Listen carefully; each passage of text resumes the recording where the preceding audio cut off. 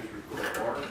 At this time, Commissioner Harvey has asked me to introduce the Honorable John Gillespie to do our invocation.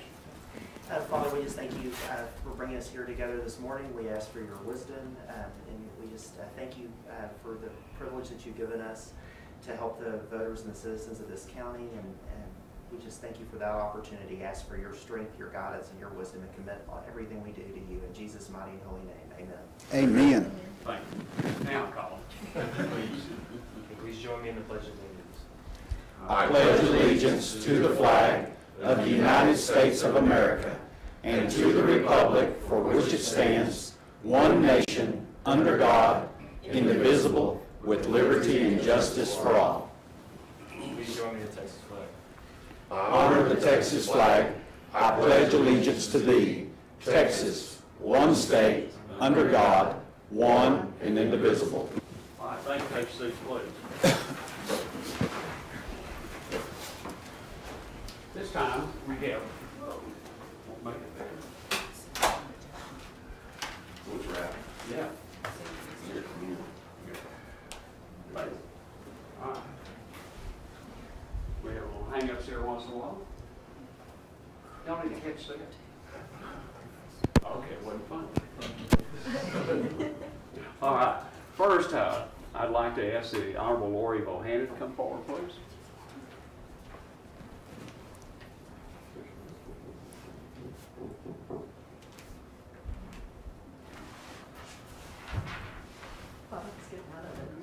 Yeah, well, you thought wrong. Nancy did you? Wow, 30 years. Yeah. All right, we have this certificate for 30 years of service to Wichita County, and you can select a gift there. And Lori, let's see, we've been through a number of interesting things. The great 2004 election that you were blamed for, that you didn't have anything to do with. But, correct. you know, we've moved into voting equipment, and we had problems with that, and you survived that battle. And now you're into great voter registration trauma. Good luck with that. But we know you can do it because you've done so many things so well. And we really appreciate you and your professionalism and your personal commitment to Wichita County. Thank you. Congratulations. Thank you.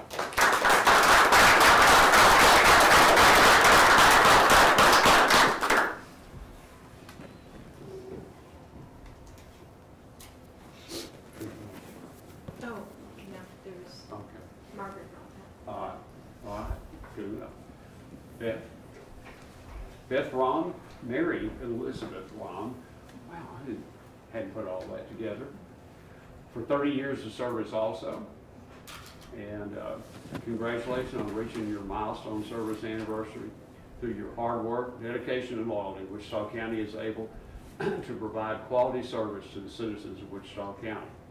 In honor of your service, we are pleased to offer you a Choice Anniversary Award. Please accept your gift as an expression of our gratitude for the contributions you have made and continue to make every day. On behalf of the Commissioners Court, we recommend you to your service and wish you every success in your career toward your next milestone. Your commitment to Wichita County is deeply appreciated. Margaret, you should have been giving this. Thank you. Thank Come you. on up here. And you might want to say some words. You know No, more. Margaret told me what to say. Margaret said it's important for you to know that I was working full-time at Sprague, and when I began working part-time at juvenile detention, I worked part-time there a year and a half before being hired full-time. Yeah. I worked at juvenile detention full-time a year and a half before being hired by the adult probation department. And then in 2010, I became a supervisor, and then 2014 became assistant director. All right. Okay. Those are all great things. All right. I guess you aged out of juvenile. I got that joke.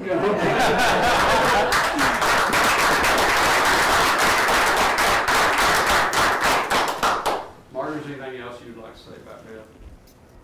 I am truly blessed to have her with my staff. Whenever I selected her as the assistant director, I was kind kind of going into my early years of being the director. And once, I don't know, I'm thinking it took me too long to make that decision because she is such an asset to the adult probation department for serving our community.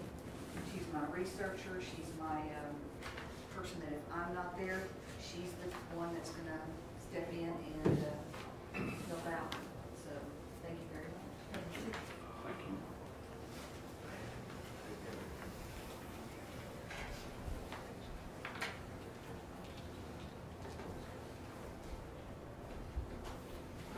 Okay, if I could ask the court to take action on the consent agenda.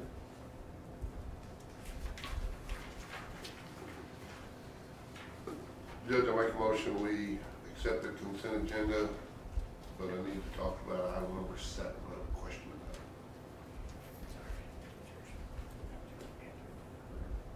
Okay. it. I just can't understand why we would need a $1,200 battery charger. I don't get that. It was not only, it was 6 batteries and a trickle charger for that 5-ton. Didn't we buy, we had this, wait a minute, didn't we have a discussion about this? That was over the jump starter.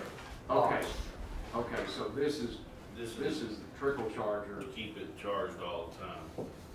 Yeah, we haven't replaced the batteries on the 5 tons we've had it. It's, But we did this. I mean, this replaces the battery? Yes. yeah, this replaced it. There's That 6 makes a batteries. whole lot more sense. Yeah, it's 6 batteries, yes. But that's, yeah. Is it the same as like semi batteries? I mean, they're It's those bit heavy duty ones, it's for that 5 ton.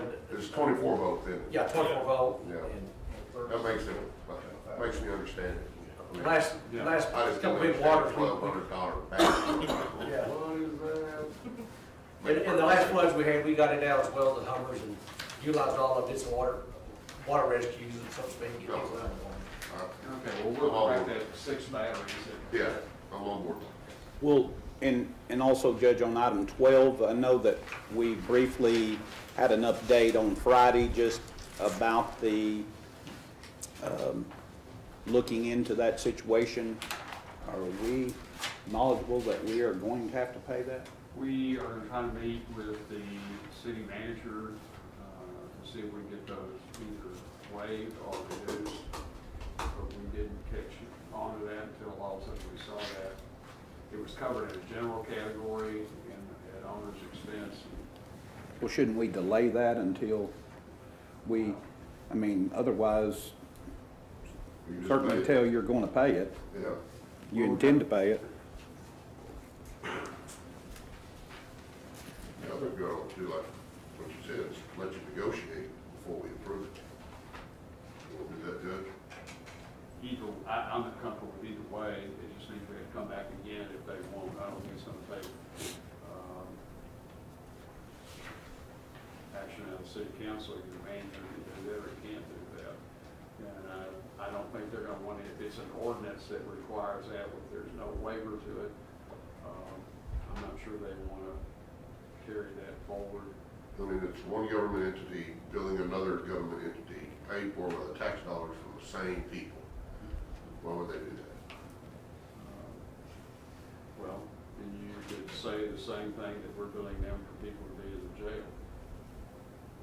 There are some things we do pay each other back and forth. There's probably been, this first time we've run into this significant of fees for the things we're doing. It used to be they didn't charge us, government permits.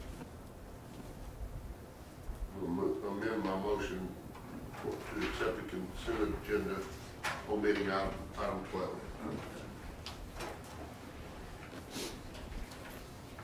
Or tabling, or however you want.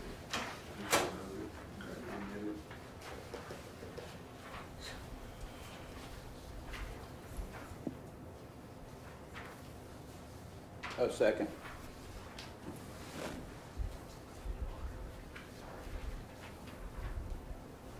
Any comments from the audience?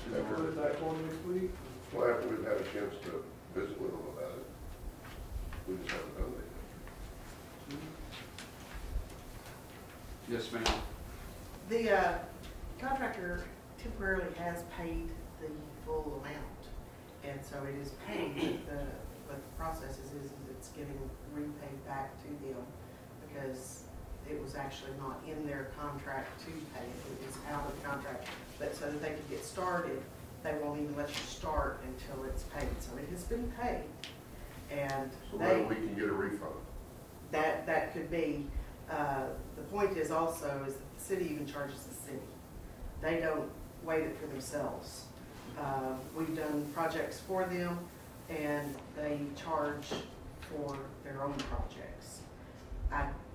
Just in my experience, I'm not seeing that they will waive it. They might reduce it, but I've not seen that either. And Judge Johnson was a very good judge. he's probably a much better negotiator on that than what I am, and he's got a little bit more pull than We do know that the city doesn't hold itself to the same standards that it holds us to, because when we built our parking lot, we spent $50,000 landscaping, curbs, gutters, all this stuff, and then when they built theirs, they didn't do anything. They just scraped it off and started parking. So I just wanted to clarify that currently it has been paid, and Eminent Wood can pay it so that they could get to work on the project, because otherwise they couldn't go to work on the project. Well, then, maybe we're gonna look at that, and thanks for that clarification on it. We ought to reimburse the contractor, and then we try to work out with the city. I mean, I'm glad. Oh, I see what you're saying, just go ahead and take care of a contractor, and Yeah. then we can get a reimbursement. We don't have a payout yet for that, we could just get them ready to receive their first payout, to be clear that. Right, we're just trying to figure out how we're going to take care of that, because it's not actually in the contract. So when they turn in a payout, how we're gonna handle that, because Eminent went ahead and paid it, so that the job would not be delayed. But we should be receiving that first payout. But it's not actually in the payout. Well, in all fairness, we hired you to manage that stuff, right? And you knew we had to have permits, right? And you knew it was not in their contract. Why wouldn't you just come to the county and say, I need a check, instead of letting MF Liticon do it, and now we've got a mess? Because I don't normally take care of that aspect of it. It's normally taken care of, the city would just bill the owner. Y'all have paid for other ones in the past, it's just a direct, the city bills y'all pay it. For this one, maybe because of the large amount, I'm not sure, but they wouldn't do that. I don't know exactly how that transpired. All I know is that it did. Okay, so. Because y'all have been paid, when you pay, typically it's pulled out, y'all don't want to pay the contractor to pay that because there's extra general conditions and fees added to it if the contractor pays it. When y'all pay it yourself, you don't have the additional fees on it. And for the last 4 or 5 years, y'all have been paying all those, and it's just been a direct pay. Y'all pay the city and it's done. But I don't know exactly, it was taken care of before I even knew that it was taken care of this go around. So are we gonna see additional fees on this, or? Should not. Not, okay. Then would you wanna reconsider that we go ahead and reimburse Eminent Liticon? I would. It's not their financial responsibility, and they've laid out their money. I think we should give it back to them, and then we can negotiate with the city. Second, Judge. Thank you for that. Okay, I did modify that, so it says pay reimburse Eminent Liticon for that. Okay, any other comments, anyone in the audience on those items? Okay, all in favor, signify by saying aye. Aye. Opposed, same sign, motion carries 4-0. Okay. I have to have a motion to review and approve the emergency regular bill for payment. Second. Any questions by anyone on the bills? All in favor, signify by saying aye. Opposed, same sign. Motion carries 4-0. Mr. Beach, I'm gonna let you just go ahead and introduce your guest on this. Yes, Judge, I have Colin Myers, he's an Eagle Scout candidate that wants to do a project in Wichita County. I'll let him go and explain what he's wanting to do, if you would, sir. All right, I have a project proposal for obviously. What I plan to do is the memorial for the judge down there. Judge Ferris? Just Ferris, yes. I don't have my sketch on the screen, but what I'd like to do, this is the thing. I want to put a concrete slab, a bench, and gravel around it. The gravel, I'll have to dig 3 or 4 inches of dirt to lay down the felt, and then the gravel. Should only take one day, it won't take very long. After that, I want to put border stones around the gravel, keep it contained. Shouldn't take very long either. And the bench, just laying down concrete, building it. Won't take very long. I have pictures where the gravel portion will be. I'd like, from this point, making the big square coming right here. And this is going to be full of gravel instead of dirt. The border, obviously, will consist about right here, all the way down to the corner, making it a big rectangle. So it'll keep its straight lines and stuff. I'd like the bench to be right here, the square areas. It'll just be a concrete slab, the bench. I'll have it bolted down so no one will take it. It'll be secured.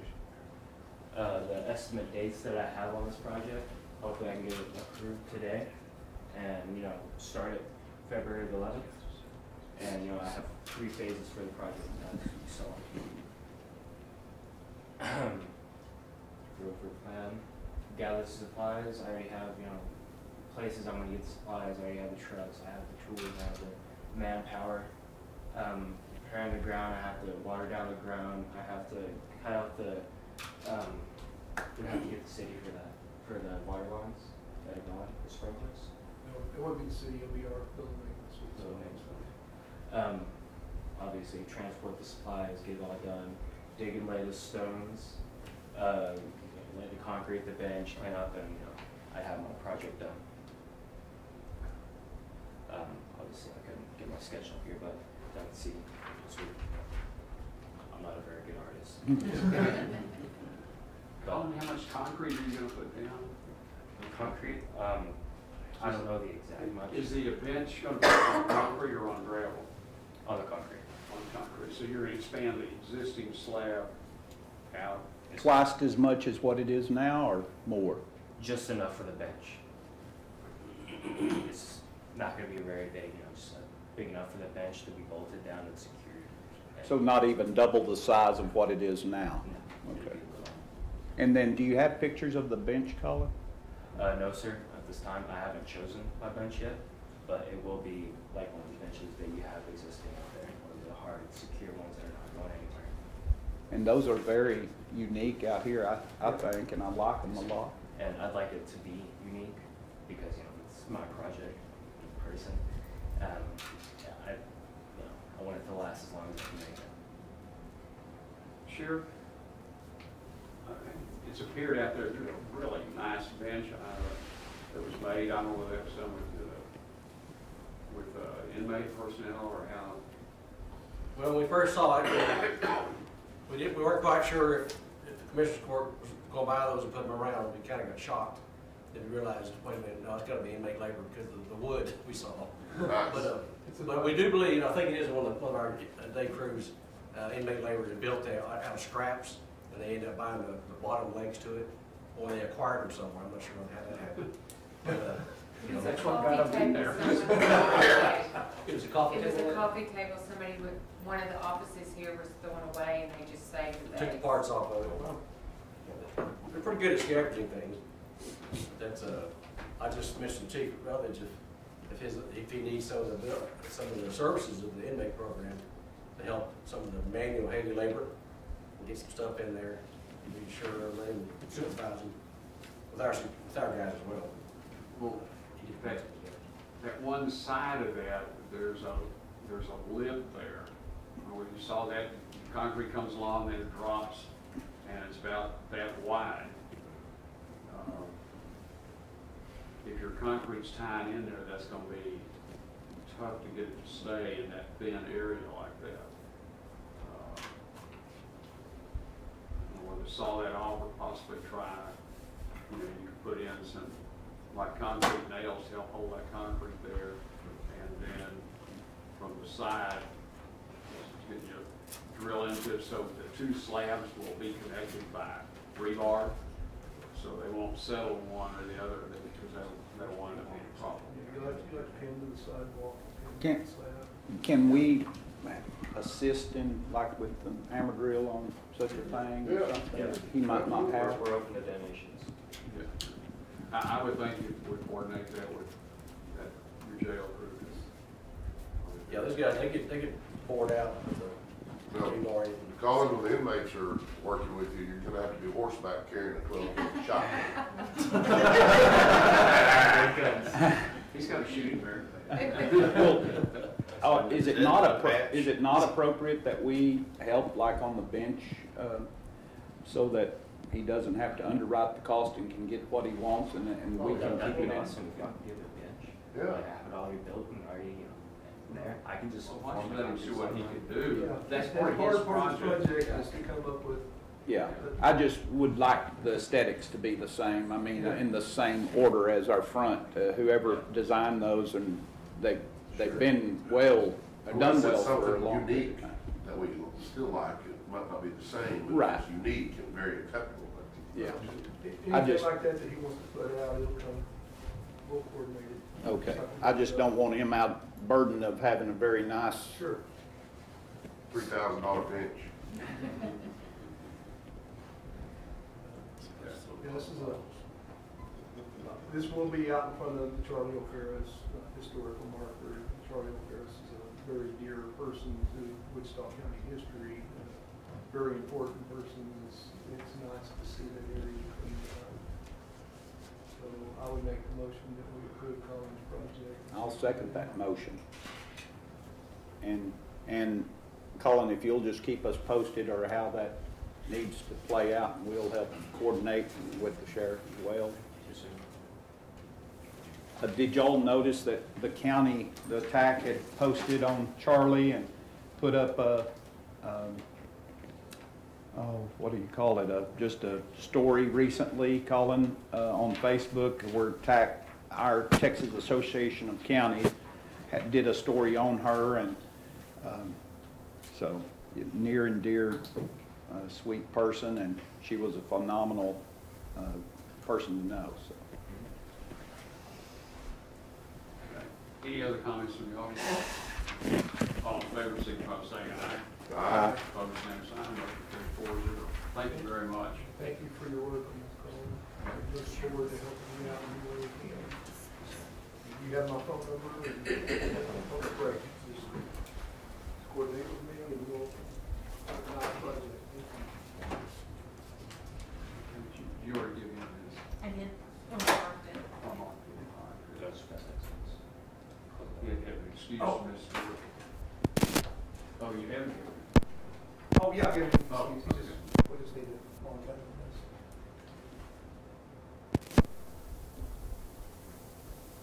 Should be the jet key here. Don't tell that to me. Ashley, you didn't see me do that.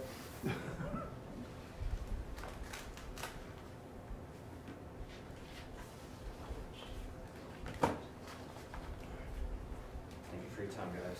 Hey, Colin.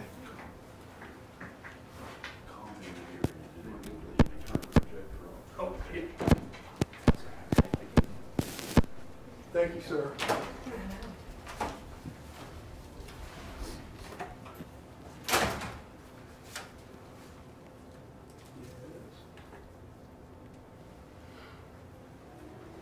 Thank you. We're on item number 3 is discuss, consider, or take action on personnel changes in the sheriff's office with salary adjustments, which includes dissolving a management position and dispersing those funds to other employees of the sheriff's office. Sheriff, Chief Rutledge's been working on this, and we both had money included in it, it's my ideas with it, to be able to make some pay parity across the front office and the administration, because the three or four girls that work up front, and an office manager, Jill Gann, can maybe fill you in a little more details what they do, but they do all the same thing, but they're paid at different levels. And I think that they got off different levels, judges from off the pay raise referendum that was original setup, and then as a couple years went by, when we got another person, it started at the low end of it, which would be the one at the front, the first person to see at the reception.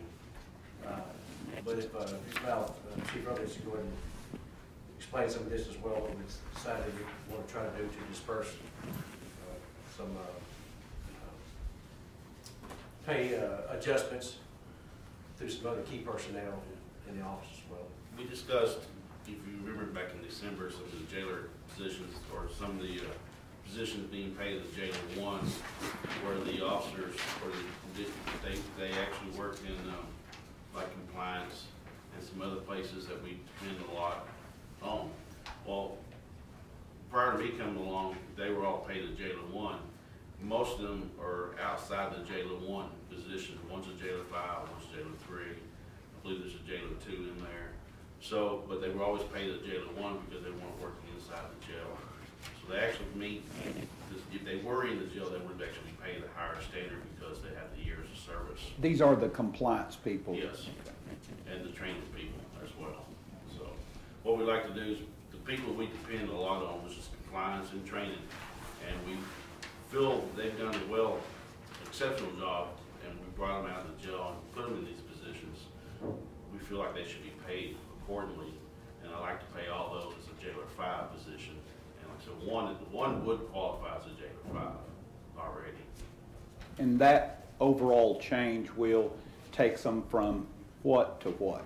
They're all being paid as jailer 1 right now, so it brings them from jailer 1 to jailer 5. And Roughly, just off the top of your head, you'd say that about change $2,700 annually. Yes. Okay, so 200 a month kind of change roughly, yes, sir. plus. Which is $148,776 a year. How much? It says here $148,776 a year, Wouldn't be add that. 4 jailer 5 positions.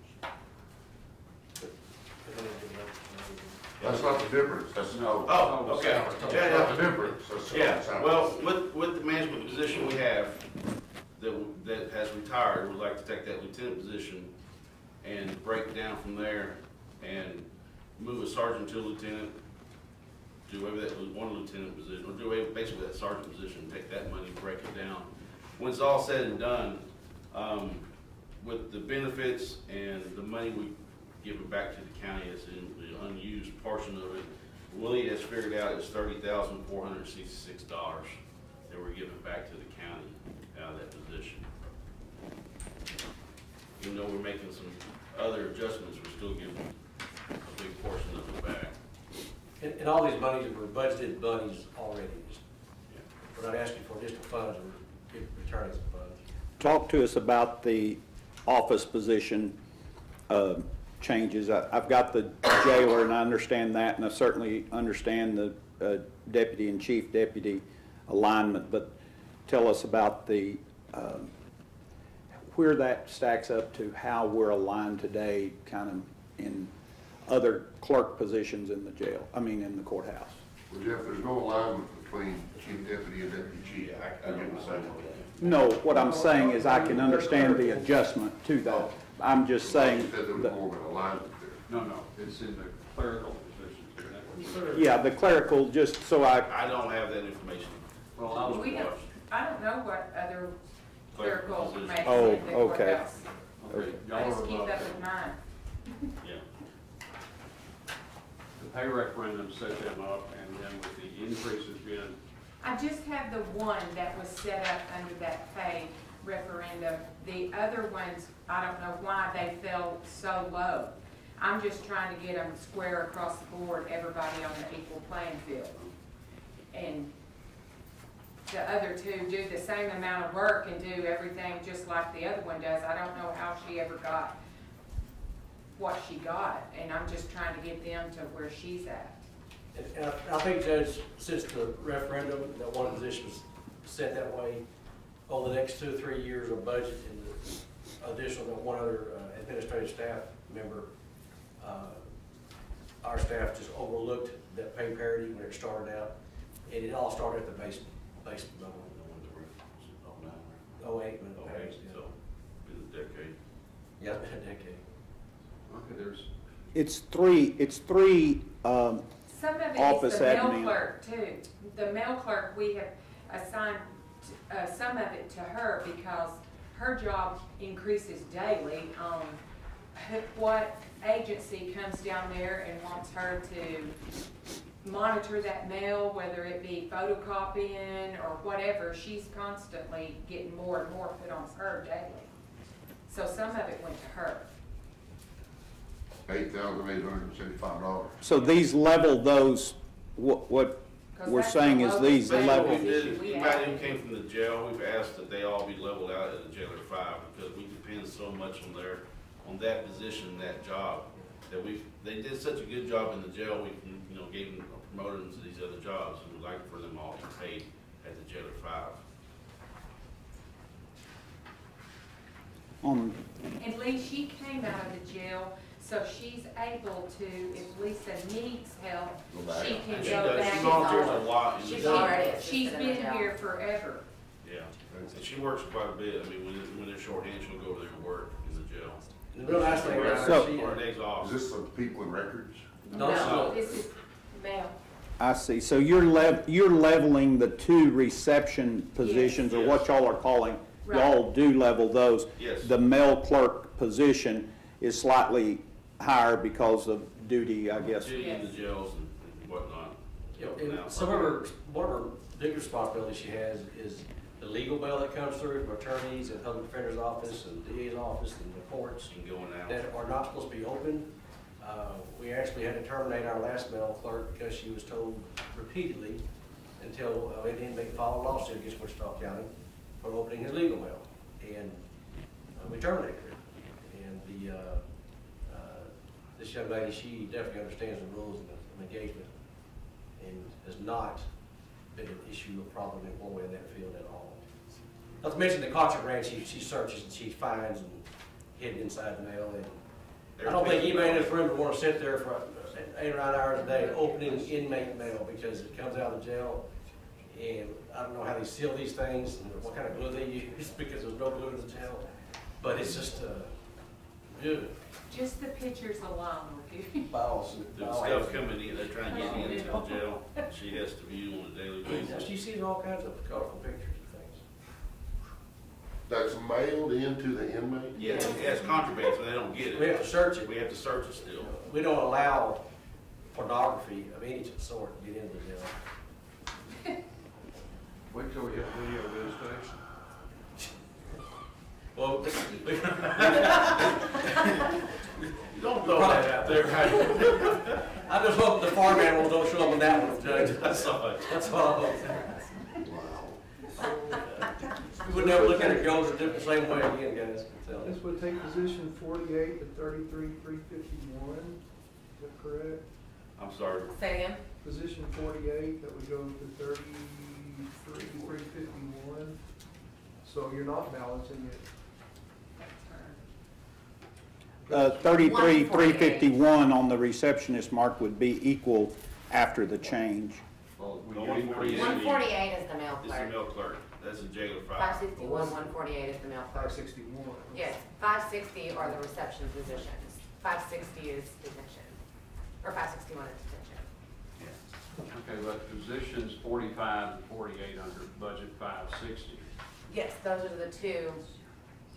Those are the two The two receptions. front up front, receptionists. The two girls up front. Okay, but that will still put them, that changes, You know, they're already above, generally speaking, the people in a receptionist type position, and now we're gonna. They don't escalate. just do reception. A lot of the others don't either. well, just as a quick comparison from the offices I deal with every day, my chief caseworker in indigent health is making 31,675. Yeah, Chief caseworker, Making what, Mark? 31. 31,675. In the receptionist in indigent? No, No, the chief caseworker. Oh, How long's she been there?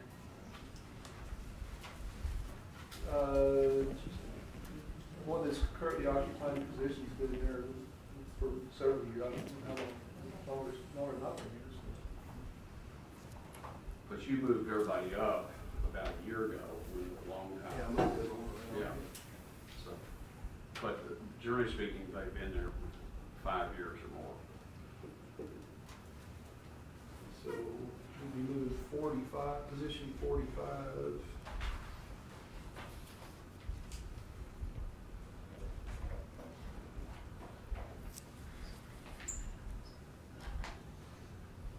Is the mail clerk position 48, is that right? It's 561, 148. No, 560. 148. Yeah, 148.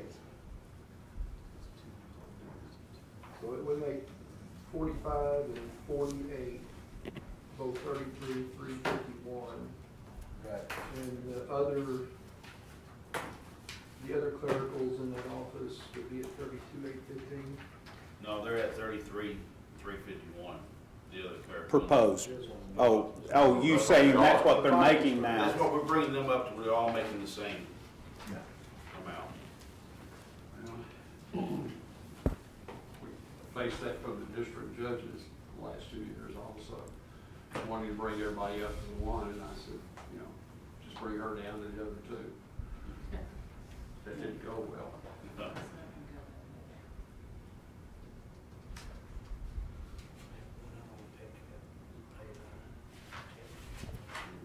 Okay, I'm showing on what you gave us, 561, 147 is convert jail clerk to mail office. I'm not seeing 148. It's, Is it on the second sheet? well, it's on this sheet, it's item number 9 on this sheet. I'm not, yeah, this one looks like this, No, I'm looking at this one. okay. And then, so I'm trying to figure out which one of those. Oh, I see how you're talking about there. Yeah. If you delete one jail position, then the numbers change. So Right. 148 becomes 147. Okay, that's it. Okay, So I'm looking at item 45 And in the 560. Just looking at it.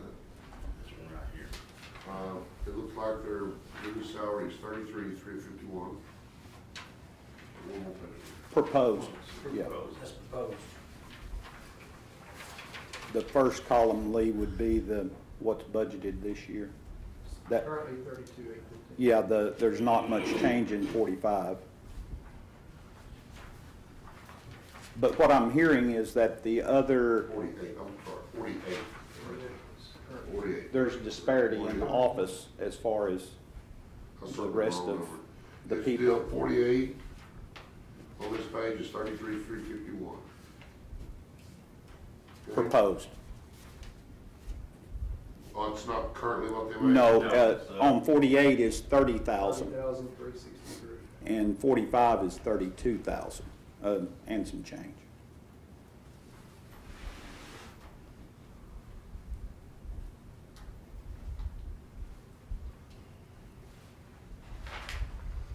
So we don't actually,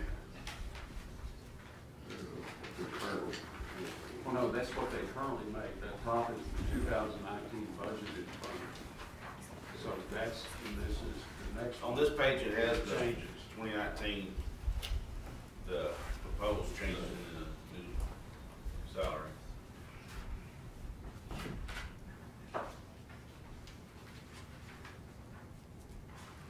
And what you're saying is that mail officer actually needs to be a jailer 5, in line with the other jailer 5, outside the normal jail person.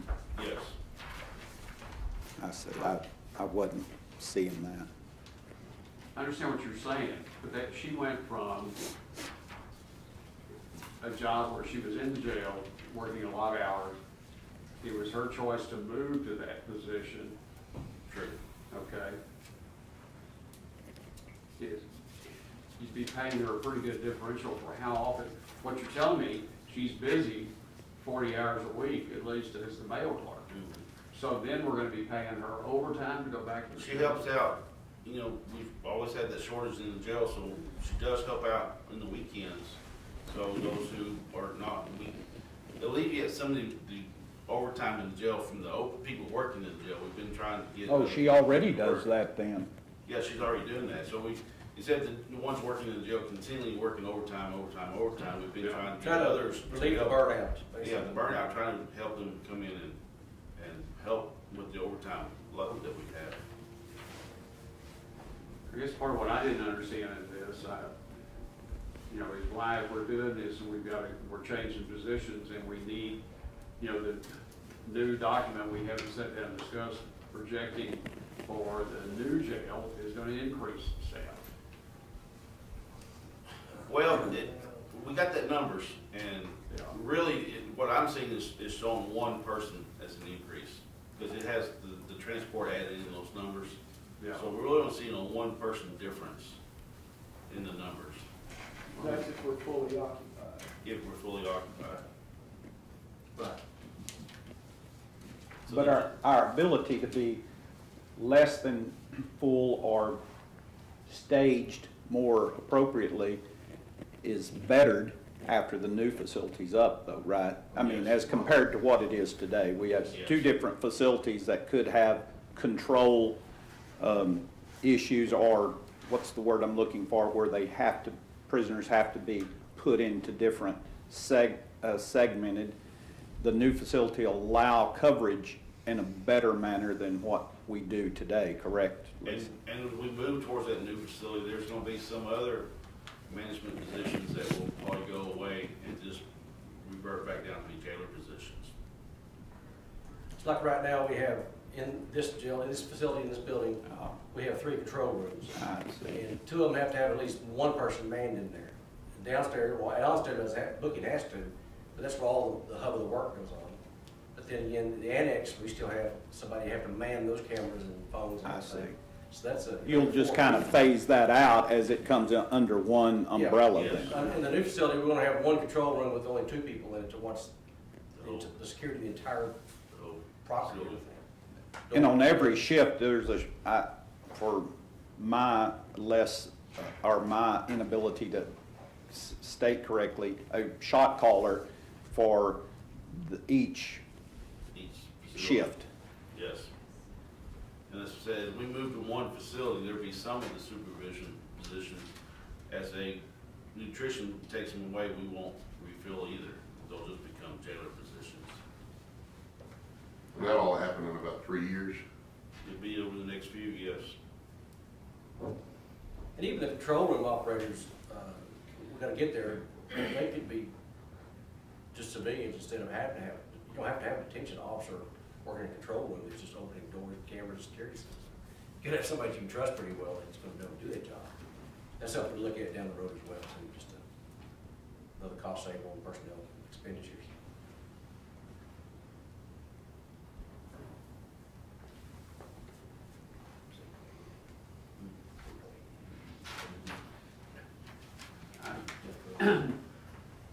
Just go ahead and kind of lay something out. I follow part of what you're doing. I don't agree with the clerical staff changing. They're already, that's not the same across there. We're better off in 560 than we are in, the only place it compares possibly was when Ms. Shelton moved some money she had and raised some salaries in her clerical areas. And then the next year, the court went ahead and paid that difference. So they're closer, but they're the only ones that are relatively in that same area of pay that your personnel have there. So I'm not seeing that adjustment. That's my opinion. That's one. I'm just trying to get quick hemming and hawing around. Okay. Okay. In lieu of what you just said though, Judge, the sergeant position, the actual pay position with benefit package and all that, that's the one going away where we'll have just use some of that money to move these adjustments and including the insurance package, you know, that's included in that, Willie's estimates of $30,000. No, I agree, but I just didn't want to have another sergeant and assign him to do something. be the floor guy or something. You have the discretion on those. I mean, we know you could do that. You had your finance officer in a jailer slot for 2 years until we got caught up with you. And I'm saying caught up in the positive sense, not that we caught you. Right. But that we then made that position there, and I think that's been a valuable change there. But probably the way to do this is we ought to simply go through these by position and see what the court is thinking. I'm not saying separate motions on each, but go through it and look at them. So if, instead of trying to do one all-encompassing motion until we finish this, because there's a number of moving parts here. Let me just, my math on the receptionist or office administration positions in here. And I know that the male, I wasn't seeing clearly the male clerk position being a jailer 5 or in line with those positions, but we're talking about $16 an hour work here, gross pay. And of course we know what happens to gross pay, but I mean, when you think about it in those terms, it's not out of the line with what we would, I mean, typically want someone in that arena and what they have to face on a day-to-day position. I mean, it's not grossly out of line at all.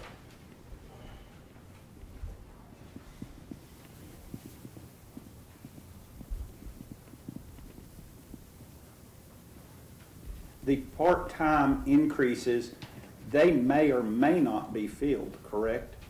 I mean, it is possible that we float those, and I know John has a situation that throughout the course of a year that positions become available that float. These part-time positions, historically, we have a little trouble keeping them.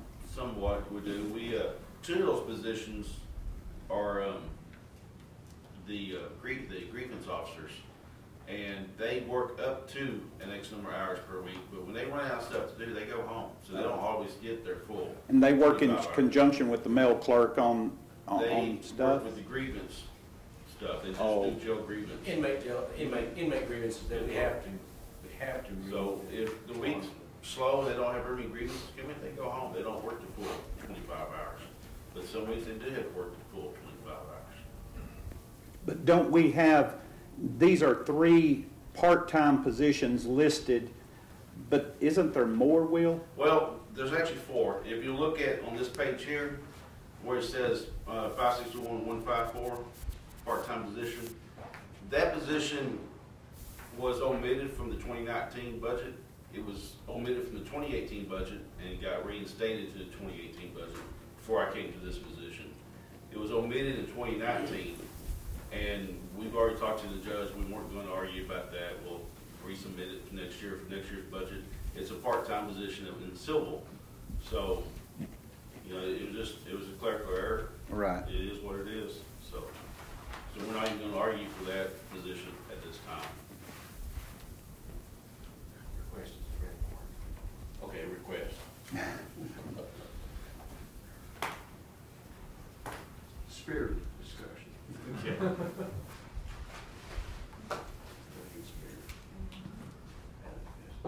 Those part-timers are 29 hours a week or less, is that right? I believe it's 25 on the 2 grievance officers. Is it 29? They don't ever get that. They usually get about 40 hours in a pay period. Those are the only one that gets close to Yeah, and he does transports. Are they ever able to fill in other roles if you're short? Can they help transport, or could they help other? The one we currently have could, because she is a licensed jailer. Oh, okay. But if they're not licensed jailers, then no. But they actually are retired from other work, or do they have other work? Some of them have been with us. Yeah, Miss Blatt was retired. She retired after 25, 28 years see. here. She came back.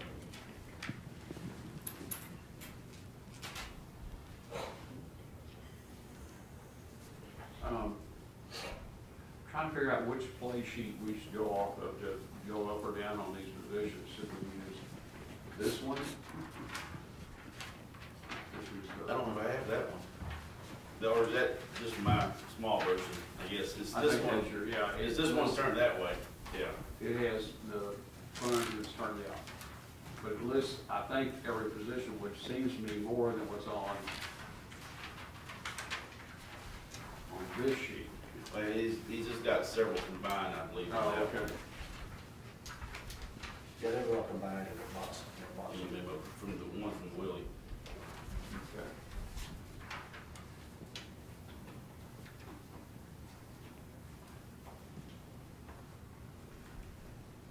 There was one I had a question on, position 56102 through 7. You were going to change from one lieutenant's position to 60,257. That was Lieutenant Spiegel's position because he's the assistant jail administrator. Assistant jail administrator. He also does the Okay. maintenance, and so he does more than just the Yes. other jailer lieutenants Okay, do. no, I don't have any problem with that. I just wish we had caught that in budget planning instead of now. Well,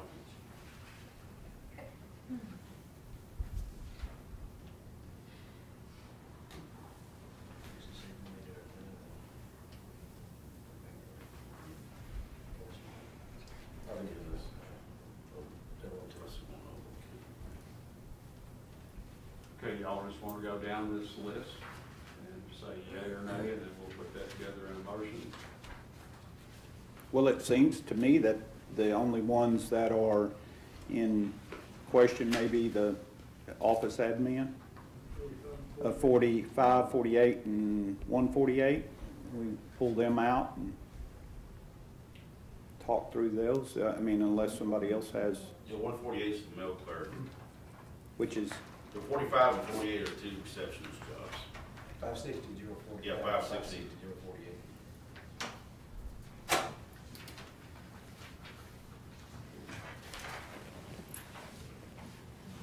Okay, so under 560. oh, okay, gotcha. 560 is positions 45 and 48, which the 48 is the mail clerk? No. No. 561 and 148 is Four, the there mail we go, clerk. I knew we had another, yeah, okay. And that's really, Judge, a alignment to Jailer 5 is, I think, what, Yeah. instead of a office admin. Would be a requirement of that job, she stays certified? Doesn't it We want require- that to be required. Yes.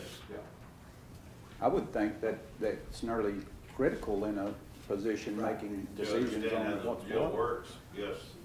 Well, you had it done for all the years, that's been a civilian position until this opportunity came to have to. Yeah. work some other- Yeah, we go. Do what?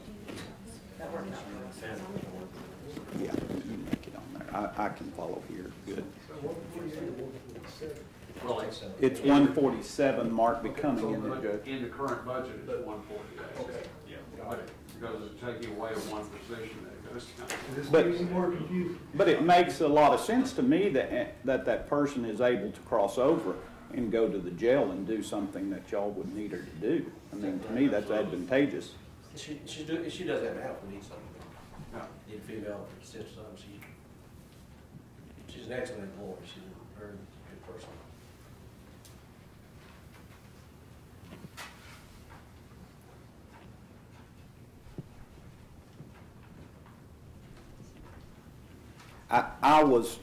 I wasn't thinking about the alignment to a Jailer 5, and I did not know that she crossed over and did that, because that was the only one that, in my mind, I questioned, and I understand what you're doing now in pulling them to a Jailer 5, and I just didn't realize that. I thought she was office admin, and it was going to get them out of alignment, but she's actually a Jailer 5, and I guess has qualified to earn that rank.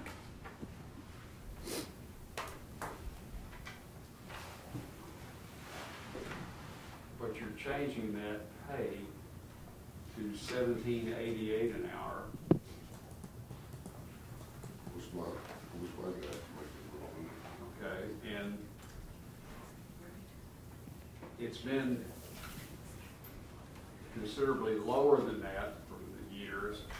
I realize the advantage of her being a jailer 5, but you're gonna be sending her over there at, mostly at overtime to fill in. And, okay, I see her value here as jailer 5, but the majority of her job is doing a lesser requirement.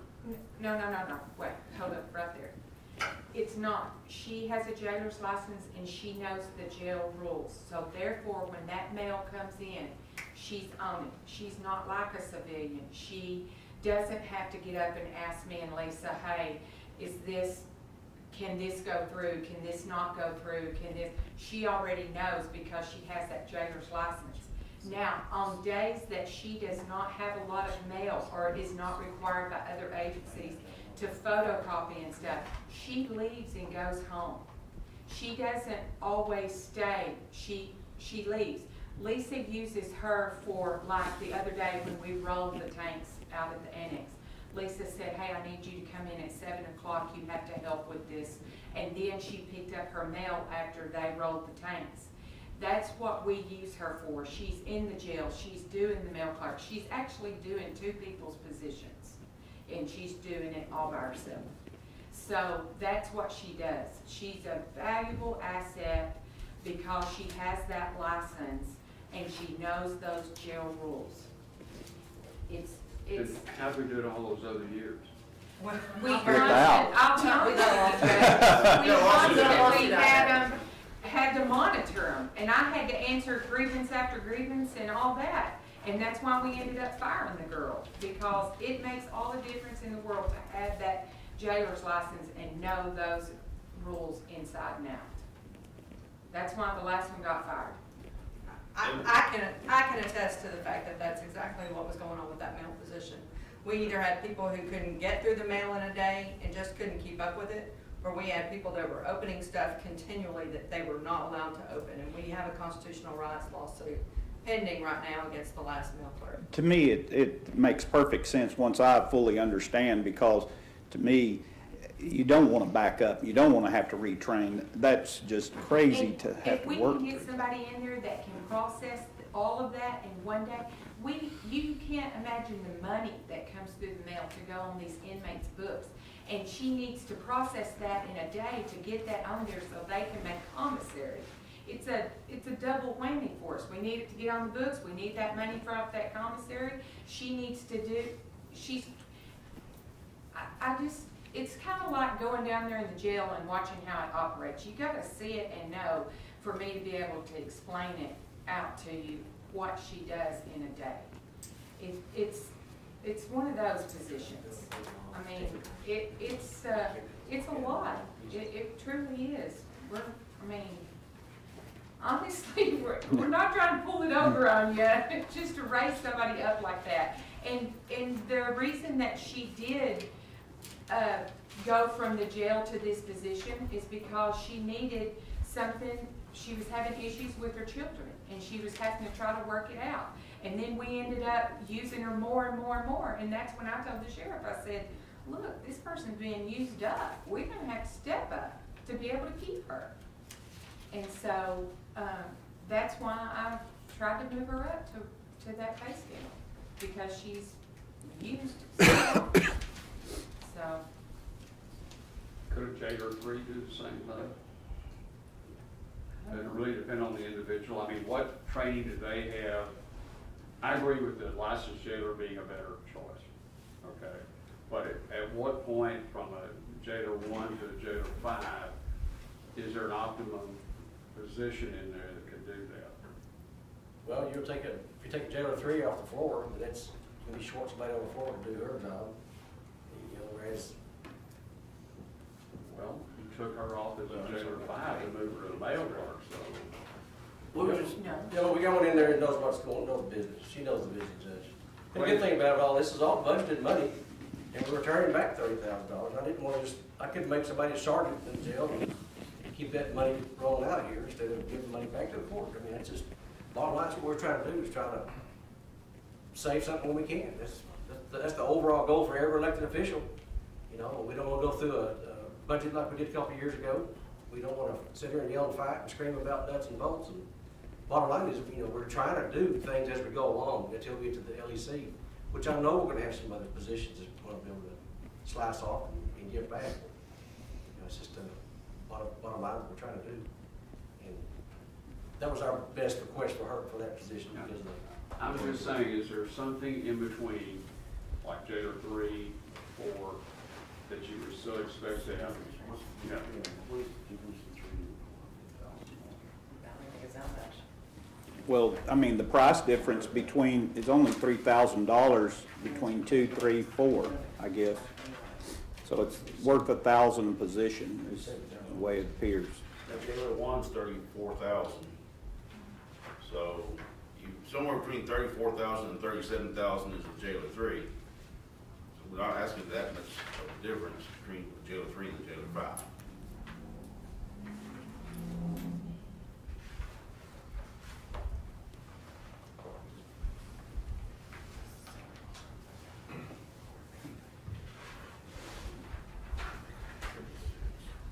Do we have 38 and 39 filled in the training officer positions, Yes, sir. Lisa?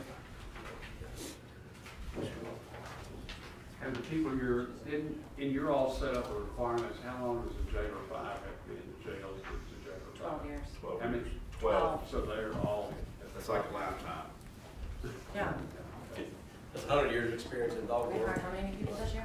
Well, 60 last I mean, to In me, 2018, we hired 60 new people. So that tells you that how big the seems turnover is. out of the line. To work 12 years to make $17 an hour. Yeah. That's not current with the marketplace, No. I don't think. I would I agree think people can completely. find other jobs that pay as much, if not more, starting up. Absolutely. $1,386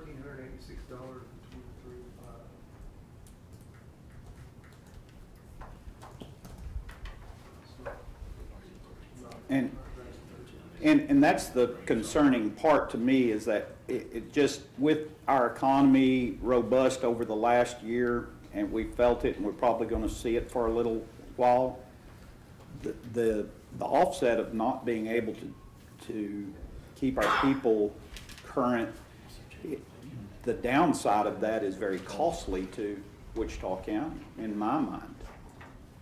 We have one leaving to go into Monte County, and I'm not sure what they're paying a little bit more than us, but That's Clay crazy. County pays $43,000 to their jailers. who does? Clay County, straight across the board, they all make the same pay at $43,000 and some change. Whether they're 10 years or 30 days. Then we have like 30 inmates. And when they step them, they just, Maybe like 80. Not really a good comparison. Yeah. But when those We positions got come 150 open, jailers and they got 2. So, Still.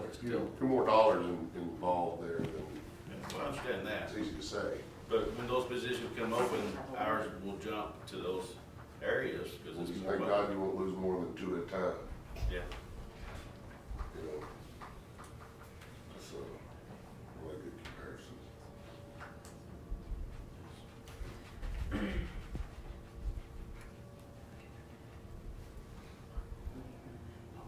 Okay, I'm okay with that one. that was, Judge, I understand your question because that was the one that, until we started talking about it, I didn't understand.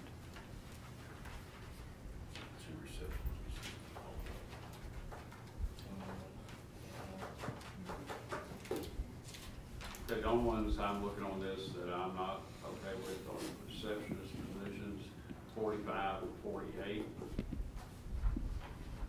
And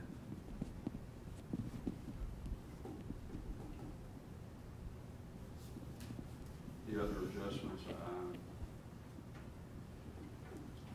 okay with. Would it be feasible, Will, if we adjusted to 32,815 and called it a day to see what other Two receptions, availables, 32. 32,815 to pull it to a better time, I'm okay with that. I'm good with that. then Judge, I would make that motion that we move forward with that and just level those positions at 32,815 and make the other changes as noted.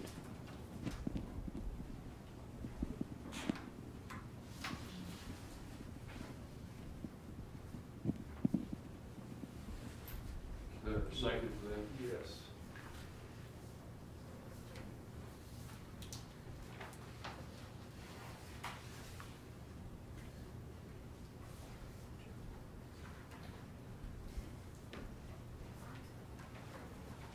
Okay, so in 560 then, did your motion also include the suggested changes to positions 01 and 02? Yes, sir. And the 048 add a field deputy lieutenant salary to that position, delete the sergeant position, which is close to a swap. Yes, sir. Is that where you understood it, Richard? It'll be as presented, except for 48 will move, instead of moving from 33,351, it's going to 32,350. And 45 did not move at all. Right. Okay, let's take a vote on that in 560, those positions. All in favor, signify by saying aye. Opposed? Aye. And that's not good. Call them all.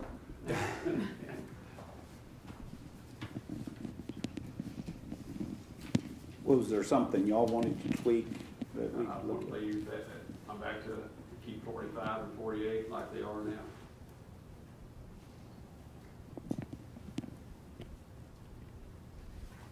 Well, I mean, would you split the difference? No, sir. I don't see, if we start that, you look across all the other offices, I'm looking at department heads here. We just might as well be posting one meeting on Monday and adjourn on Friday. And start back. Those positions are already above comparable positions now. I would expect Jill will fully stand up for her people, what they're doing, but I'm gonna then expect district clerk, county clerk.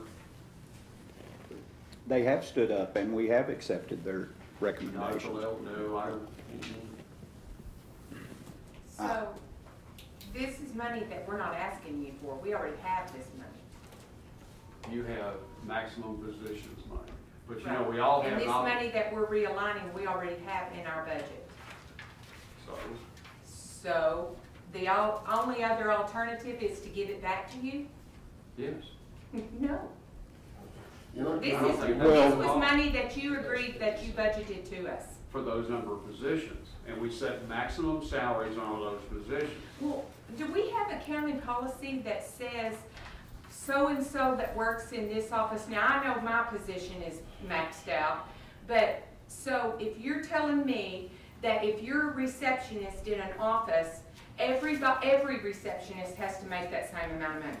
No, that changed last year when we gave department heads the ability to be Okay, statutory. and my department head has this money that he has been budgeted, and he is an elected official to see to that budgeted money, but yet you're up here micromanaging, saying, oh, no. Okay, I take exception to micromanaging. Jill, we manage a whole budget. There are maximum salaries approved for every line. There is fallout every year. Your office department, because of the demands on it, Well, you're often not goes allowing beyond David, that. you're not allowing him to budget his monies as he sees fit. It's state So statute. if you had fuel money left over and you spread it amongst the employees, then we're required to fund that from now on. that's not the money I'm talking about, I lady. I'm understand, but talking it's about the just- the salary difference- money that you're we splitting have been hairs. budgeted. He's taking another line and splitting it on other lines. A It's the same salary thing. budget line. Okay, the salary, if you don't need the budget, if you don't need that person in your office, you should give the money back to the taxpayers. But if you don't, then you're gonna just, we spent all that time, it was 2 years ago, trying to level everything and get everybody in fair. I mean, we spent months doing that, and it's just going to hell in a handbasket. I mean, it's, we have no, we're not thinking like we thought then. Everybody wanted to be on the same playing field then, and now you're asking us to give some raises to people who are already making more money than other people in their positions in the courthouse. It's just hard to do Then based I on think that. that you should set down a policy that says all receptionists or all people in offices make A, B, and C. That's it, and that's all. We don't do that. We set a maximum salary, okay, and then they come in at less than that, hopefully. And that department head, as they perform, can give them a raise a little bit until they get maxed out.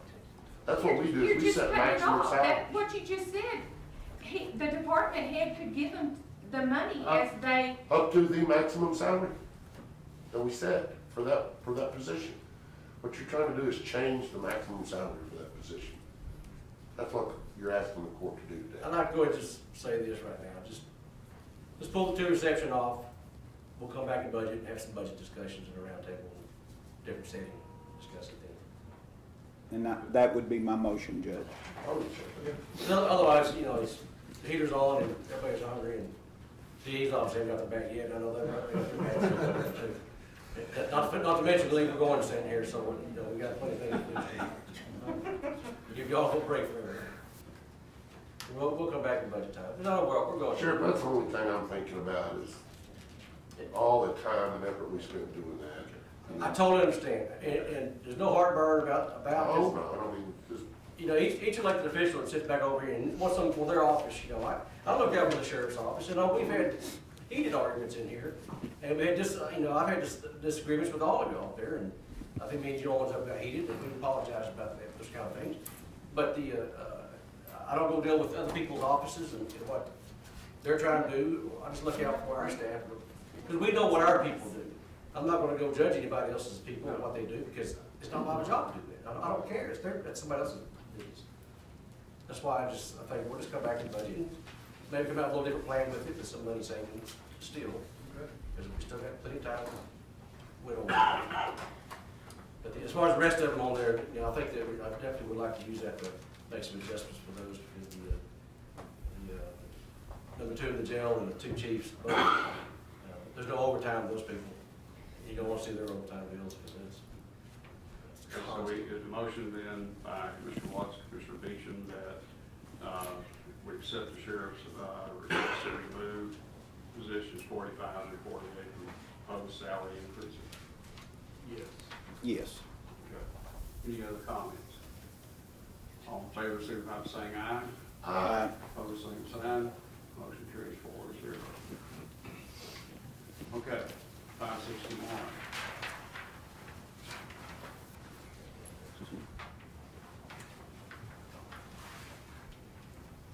My questions have been answered. I'm okay with it. I'm going to back you all.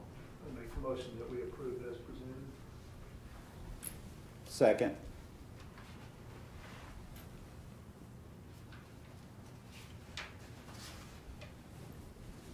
Commissioner Harden, anything else you need to Right. know about? Yes, I don't really have a big problem with this, I just was thinking about what we talked about earlier. It does look like we're doing that in 561. We're deleting, 1 jail lieutenant position, deleting 4 jailer 1 positions, and adding 4 jailer 5 positions, is the way I read this. No, you deleted 1 field deputy sergeant as presented, right? That would be in 560. I That's would in put it 560. to delete the jail lieutenant position. That's in But 560. That's not the way it's written. What you said was the The field deputy sergeant, that's in 560, we're in 561. That's deleted one. Yes, but my position was that Lieutenant Bonham's position was deleted, but as presented, the jail sergeant position was deleted. Or, No, yes, what it says here, Willie, is one, deleted one position, one lieutenant Lieutenant. in That was- 03 and 06 in budget 561. that's my write-up. That's not the sheriff's write-up. Sheriff's Department write-up. They deleted We They deleted deleted Lieutenant the Bond's jail, position. the field deputy sergeant position In 560. in 560 and created a field deputy lieutenant position. So 561 remained the same. But that was a change from the way I looked at it. Okay, you got me confused here. Well, it is confusing. Is this your sheet, Willie? No. But, I mean, the overall That's gist, the sheriff's proposal. Is this your sheet? Yes. Okay, reading your sheet, it says add the salary chief deputy, add the salary chief, or deputy chief, add field deputy lieutenant salary, delete one field deputy sergeant, and then receptionist. So what they did in 560 was they changed one from deleted the field deputy and created a deputy lieutenant. Is that correct? Correct. Okay. If you fall down into 561, they added $3,000 to our second in command. They deleted one jail lieutenant position. They deleted 4 jailer 1 positions. So that's 5 positions they've deleted. And they've added 4 jailer 5 positions. Well, look at it this way. In 560, you added one and deleted one. That equals 0. Mhm. So the number of positions in 560 remains the same. Okay, we've already, 560 is set. Let's talk 561. In 561, delete the jail lieutenant position. That's the way I looked at it. And Because deleted- that money was used for all the funding of all the changes. But what, then, the essence of that is that lieutenant position that left and the 4 jailer positions, you came back with those, but you took the lieutenant's salary, you used it to bring the jailer 1 positions, the experienced people are sitting in doing those jobs, coming up to a jailer 5 authorization. And then you've taken and adjusted the male clerk's position to a jailer 5 position. So but there's still a net return of salary dollars. Yes, Of $30,466.63 is what this yes, sheet says. it'll be more because you deleted the. Right, it'd be more because we're not doing the receptionist position right now. Okay. Chief, any additional clarification? No, sir. Larry, but Clear as mud. Okay.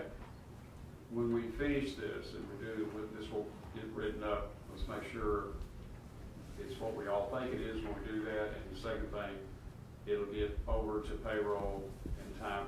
It's probably, it may or may not make the next payroll. Change it and then go, oops. You know, we sent back that position that we have screwed up on 2 years in a row. Yeah. Okay. A lot of eyes looked at that and missed it. Sure. And it wasn't just No, 10 it was. 10 eyes over here. Sure. Okay. Ready for the vote? All in favor, signify by saying aye. Aye. Opposed, same sign. Motion carries 4-0. All right. Good luck. All right. We are down to item number 3. It's discuss, consider, take action on personnel changes. Discuss, consider, take action to approve increase in the yearly salaries of the civil chief and the appellate attorney in the district attorney's office by $19,171 and $17,141 respectively to be paid from anticipated unused salary in Department 429, budget 2019. Mr. Gillespie.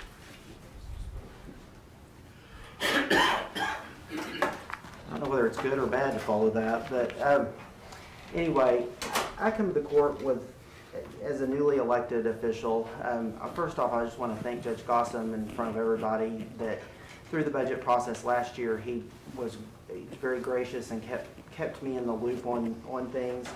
It's an awkward situation to find yourself as a newly elected, but your predecessor that you defeated in the election is still in there, and so I tried to be cognizant of that. And I ran with some very specific things that I wanted to address and put those to the voters. And so they're what formed my priorities for the budget. And I had initially was looking at a proposal of what I could do in the next budget cycle and looking for a way to do that in a budget positive way. But life comes at you pretty fast. I was at the Mavericks deal a couple of weeks ago, and Tony Fedeli approached me. One of the positions that we have open is the appellate slot. Historically, the Commissioners Court has recognized that the funding for that position isn't enough because there was a $60,000 a year contract for contract work for that position. In addition to that. In addition to that position. And so I had that position posted. Well, I get approached by Tony Fedeli. Bryce Perry, who worked for Wichita County, Judge Gossam remembers him. Anybody that worked with Bryce knows the caliber of work that he does. He's absolutely brilliant and hard worker, exactly everything you'd want. He left a little over 11 years ago and went to work as a briefing attorney for the Fort Worth Court of Appeals. I know the court knows this, but that's the primary court that we appeal to. Every criminal case and civil cases get an appeal to the Fort Worth Court. Bryce has been the briefing attorney for the Chief Justice for most of that time. Bryce had some interest in coming to work for us. I've talked to him, and the salary adjustment that's there would be what would be necessary to bring Bryce on board. I think that's a good deal for the county, because otherwise I might be having to ask y'all for the same contract resources that went into that position previously, and you couldn't ask for a better attorney. He'd also help with the civil appeals, because he would handle the civil appeals for the DA's office as well, so that would fall under, historically the appellate attorneys handled primarily criminal appeals in the DA's office. The connection of that with Meredith, one of my top budget priorities that I was going to seek to address is that I've watched and known that her salary, what that is funded at. She's a 22-year lawyer. She's board certified in personal injury law, which is, as the court knows, that's invaluable when you're talking about all the civil rights lawsuits, the employment lawsuits that she advises the county on. Anyone that has worked with Meredith, when I was talking to the commissioners and Judge Gossam, multiple people talked about how much work y'all put on her desk. I think y'all recognize the value that she has to Wichita County, and I can't say enough about her. I have watched, and one of the things that I had observed and that motivated me to run is that I saw a different set of priorities from what I thought was necessary from what you need to retain people like Meredith Kennedy. The similarly situated attorney for the city attorney's office, who's a very good lawyer, she's also board certified, they have similar levels of experience. There's a $37,000 differential between that salary and Meredith's salary. That's apples to apples, that's in Wichita County. The salary survey, we did a brief one, and it showed that what I'm asking for is right in line. I'm not asking for y'all to make up that full difference with what the city, I know they're a different taxing entity and there are different things that go into that, but at least to make her salary more competitive. I could not, in good conscience, ask you to bring Bryce in without making that adjustments to Meredith, because I would be leapfrogging her, and I could not do that. So that's why I tie those together. I wanted to look at how we could do that. I'm fully cognizant of the budget situation that we're in, and how we can do that in a budget neutral or budget positive way. Last year, the DA's office gave back $150,000 in unused salary.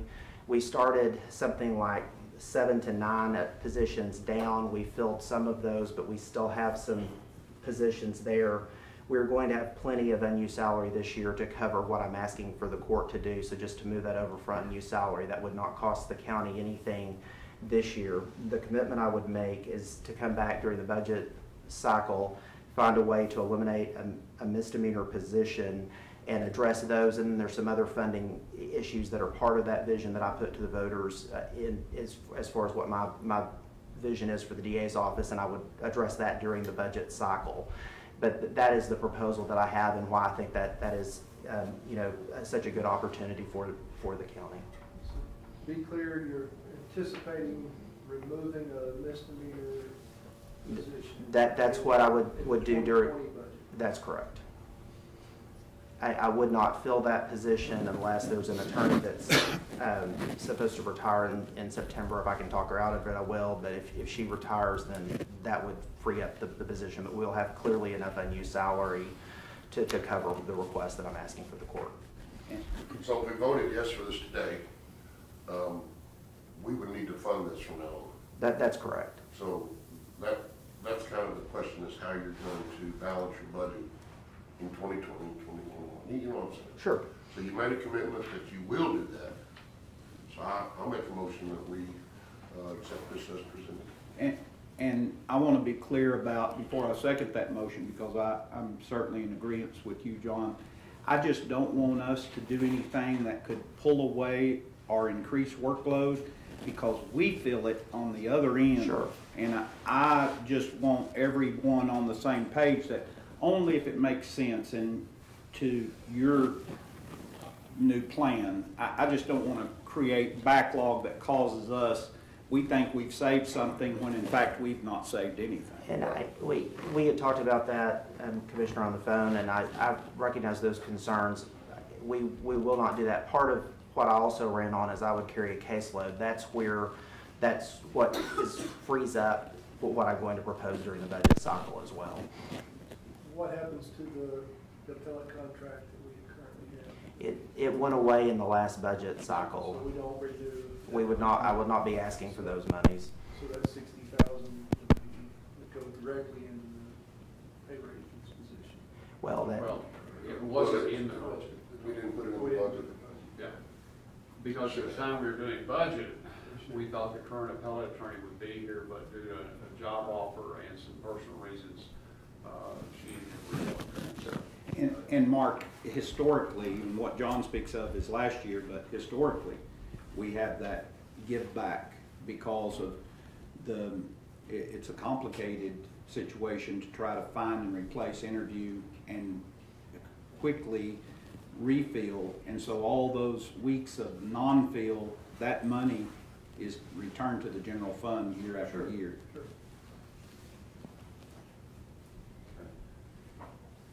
Did your motion include, I thought you heard you say that it would eliminate a position, or we could look at that in the budget? No, my motion is just as is presented. Okay. And my second is Okay. just as presented. Just want to clarify. Any other comments from the audience? Judge, Yes, sir. I might add, and John did not ask me to say this, but Meredith is invaluable to the juvenile department and the juvenile board. I have to call on her repeatedly. As you are aware, the juvenile world is quite complicated, a lot of liabilities attached, and she is always there to assist me, and she has written policies that have become the standard for the state of Texas, that when other counties call TJJD, they say, call Wichita County. Our firearms policy is what I'm speaking of. Meredith wrote that. It's the standards. What everybody who carries a firearm in the juvenile world pretty much uses and models their policy after what Meredith has done. She's also assisted me in actually changing standards in the administrative code, the things that we've argued with TJJD about, and Meredith has assisted me, and that has resulted in standards being changed into our favor. So she's invaluable. I mean, I just can't say enough how much she helps. That's why we can't get our stuff. He's His stuff could cost us. Well, you all know how important she is, IT department and Tyler, and the technology committee would be lost if Meredith wasn't there to not only bounce ideas off as far as legal and plans of how this facility runs that we don't have any idea, but also her technology background. She's very savvy when it comes to that, and it's we would be lost without her in not just Tyler, but, you know, even our day-to-day operations around here. And I speak to that because I'm amazed at her ability to get in the middle of Tyler, and from the onset, she has been instrumental in getting our software purchased. Me and the judge went to multiple meetings that it was imperative that Meredith be a part of, so. Well, she's been asked by Tyler to sit on many new boards to develop new software and. Which we don't want that to happen. I mean, she's designed the bond forfeiture software that Tyler is implementing for us. So, I mean, there's a lot of things that, you know, just can't be done by anybody else. I'd like to also add that just as the sheriff's office. Racist proposal? We can go through a lot of turnover and terminations, and if it was not, I mean, obviously we go through those things very seriously. And Meredith has really taught us a lot about employment law, what you do's and don'ts and things, and she's just been just such a valuable asset that I've ever seen at the county for even all my management years when it comes to something like that. She does have a tendency every once in a while to say no real loud to us about things. It's been a long time since my dad ever said that. He's passed away a long time ago.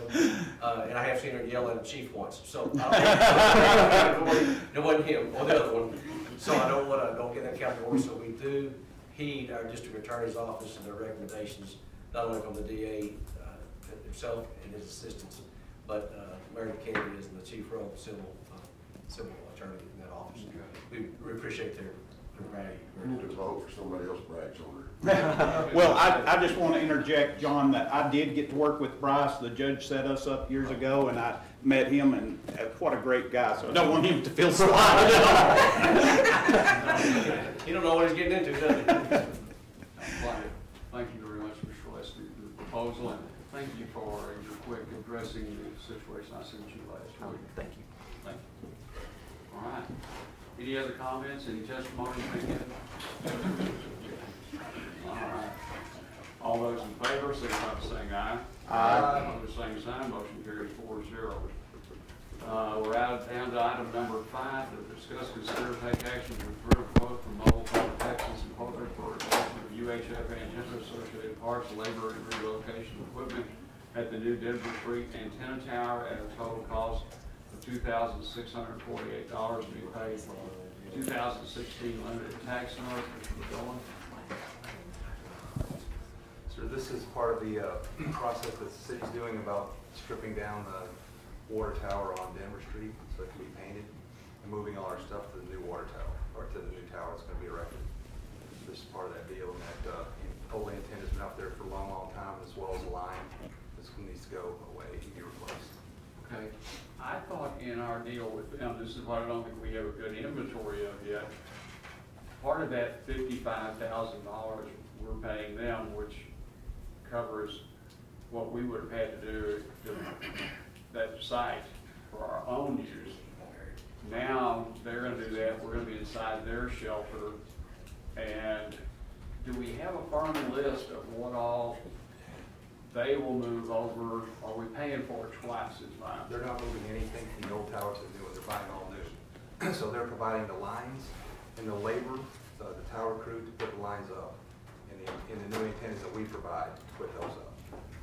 So they're providing what would be the cost to put up a new antenna for us on that new tower is around $3,000 per day worth of tower crew. So they're providing that 2 times for us plus the lines.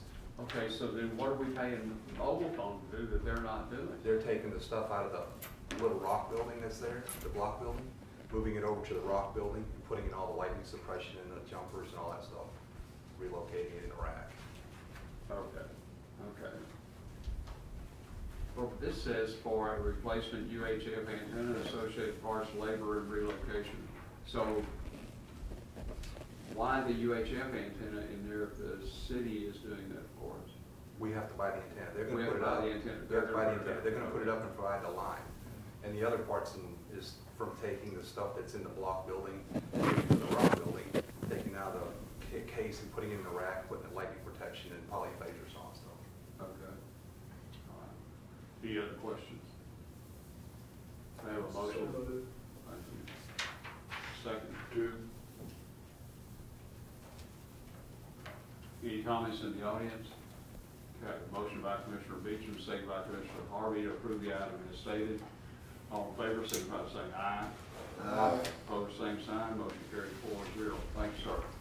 Item 6, discuss, consider, take action, to authorize IT to purchase the Barracuda Energize updates, 1-year service, technical and electronic at a cost of $3,779, and a Barracuda instant replacement for 1-year service, electronic and physical at a cost of $4,619 from Parity Consulting to be paid by transfer from 104-12-4646 lease maintenance computer number 1 to a line determined by the county auditor. Mr. Crutchfield. Yes, sir.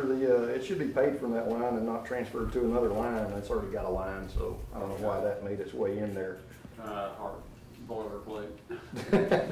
Item 6, 7, 8, 9, and 10 are, just basically items that we do on a normal basis, are requested in budget and approved in budget. But I'm sorry everyone left, because I wanted to take them and move them over into 412 salary and see if I can't, spread them out. No, I'm joking. But that's pretty much what all these items are. Okay. You're helping us move along here in 6, 7, 8, 9 and 10, Judge. 9 and 10. Yes, sir. All right. If anyone has any questions about any of those Small items. budget stuff, you just put it on there to. Because it's over $1,000, yes, sir. Yeah. He had asked if it's in one ominous picture, so that would work. You just go in the grocery store and get this year's groceries, just like you do every year. Yes, sir. So moved on 6. 7, 8, 9, 10. Second. Yeah. Well, it's kind of neat to see that dressed up. I read through all this stuff, and you just, let me just read one for you. 1HJL003A, Aruba 5406R, 44GT, POE plus a 4-PORT, in parentheses, no PSU, in parentheses, V3Z12 switch at $4,176.20. What in the world am I going to do with all that information? That means nothing to me. Well, that's how it's quoted, so that's kind of how I put it on there. Holy guacamole. I'm really proud that you can read all that. Well, they're just individual letters. I want to see you mold it into a word. All right. We have a motion by Commissioner Beecham, a second by Commissioner Harvey to approve items 6 through 10 because of their similarity under one motion. Any other comments? All in favor, signify by saying aye. Aye. Opposed, same sign. Motion carries. Thank you, Judge. Thank you, Commissioners.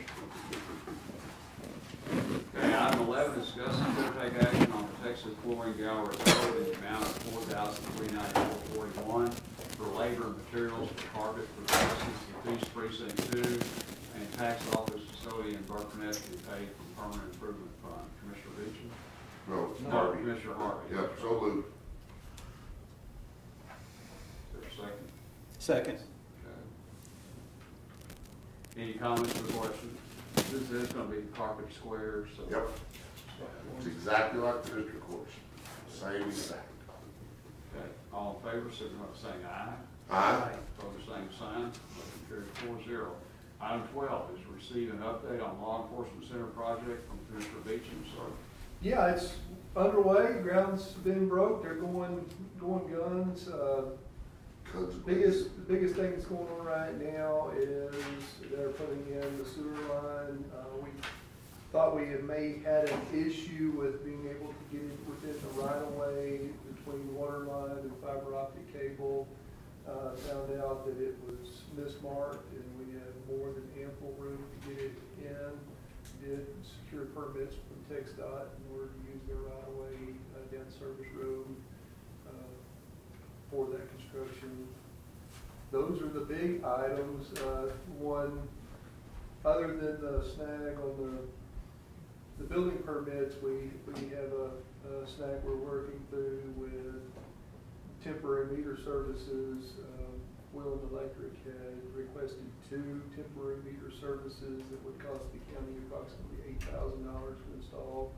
I've asked them to revisit that and look and see if we can do it with just a single temporary meter service for the duration of the construction. Have not heard back from them since Thursday. Linda, do you have anything else? No, that's it. I have a question on that, on the sewer line installation. Do we have a new technology with our grinder that'll be in place that facilitates that building as compared to what we use today? Or will there be different design makeup of it? Well, I mean, they're just newer, better now than what they were, but the thing of it is too, is the slopes and that building was not designed to be used by as many people as water is in there.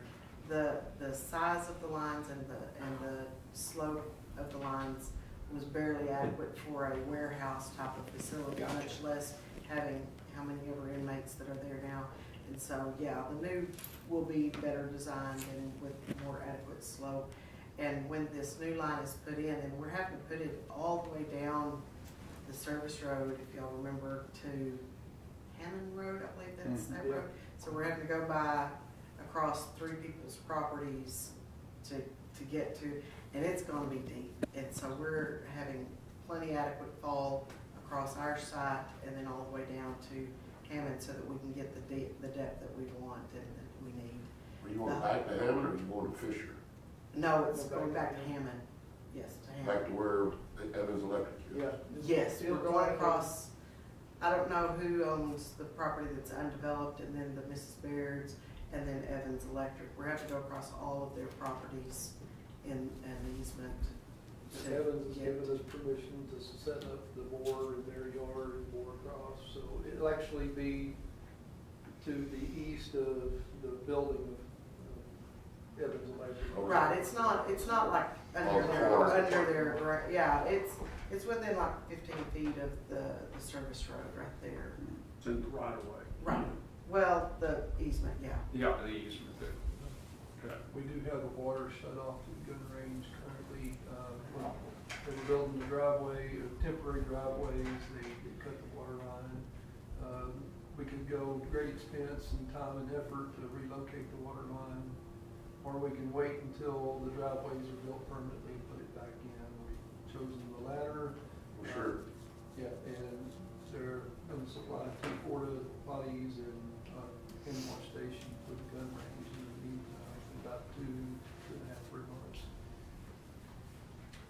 We've encouraged them, the quicker the better. Yeah. Since they're going to build a permanent driveway, it's one of the first steps and the first things. Good idea. So, no sense in adding additional work unnecessarily. We talked to him in court about Commissioner Watts looking at, one thing is when that incident we had in Vernon College where that line blew that plug out, part of the problem was nobody could figure out where to cut the water off. So we want to try to look at whatever we have up there. One, can we get rid of that 8-inch meter cost? You know, that's got a healthy tag on it that we're paying just for that big meter there. But to look at that and say, okay, what can we do and what can we do to make this easier to turn off those without having to try to call a plumber to do that. And so, And Glenda, I've asked Dean Hinton to just, and he got back with me on, I posed the question about the calibration of that big meter. Was it our obligation? And that was not our obligation. It's the city's, if they so choose to. So we are not, I just didn't want years to go by that they would ask us to refund a calibration issue on. And then the thought was if we could reduce that water after the incident over Christmas, and would it still work everything as feasible as it does today and not hinder our fire suppression or any of that? Okay. And I have no clue, so I'll secondary checkup on it. you know, and eventually that won't quite matter as much, but I bet you we've got, if you go by what a 2-inch meter costs you, you put 8 times that or 4 times that for the 8-inch. I don't think that's how they do that though, is it? I don't know, but we don't know how they do that, but I'm gonna bet you it's probably $600 to $800 a month minimum charge on that. On a meter. Maybe not, but I wouldn't doubt that from what that 2-inch one was. Plus, something just call the water department and ask them, what Yeah. the minimum charge is for a size meter? Should be able to. You still know those numbers? You know who you call that? Yeah. Oh, you do? Why not just let Commissioner Watts, who's agreed to ride her on that, and then we don't have to worry which horse we're on. All right. Thank you, ma'am.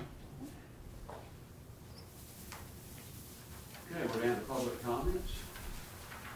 Anyone in the audience?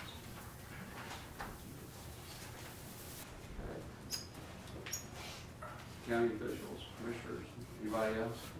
Judge, you noticed we do have a work session. If I didn't know, since Andrea's unable to attend, and the gist of what she is proposing is that they're out there in the market past 2025 to 2030 is an opportunity to buy some cheap rate that she doesn't necessarily say implement immediately, but it's worth her doing the math on. It would lower our rate a little, but we're in a good position because we extended what we have to the 2025 timeframe. It's just that the market is such that we could reach out another 5 if we wanted to, and that's the gist of what her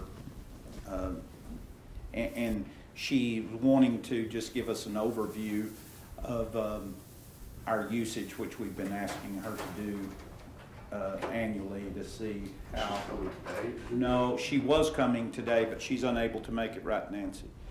She was coming today and wanted me to just share the thought, or share her thoughts on extending an agreement from 2025 to 2030 for a lower rate than what we have today. She's saying that there's a dynamic happening in the market that has allowed this to pop up, but at the same time, it is getting eroded by these shutdowns that are occurring in coal power plants.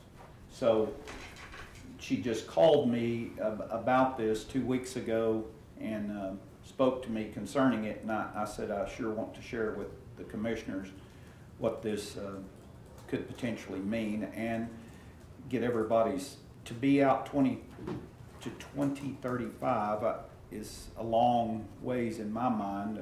It's not. But if it's locked in electricity at this low rate, what are we paying?